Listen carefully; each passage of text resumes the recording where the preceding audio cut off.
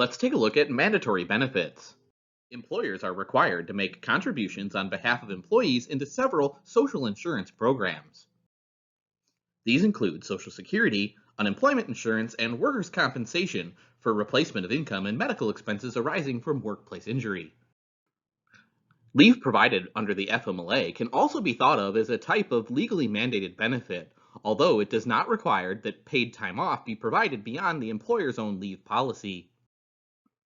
Employers are not, strictly speaking, required to offer group health plans, although larger employers may be subject to monetary penalties if they fail to do so.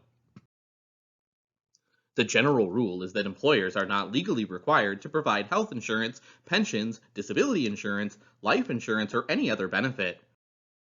These laws come into play only after an employer has decided to offer benefit plans and determined how generous those plans will be.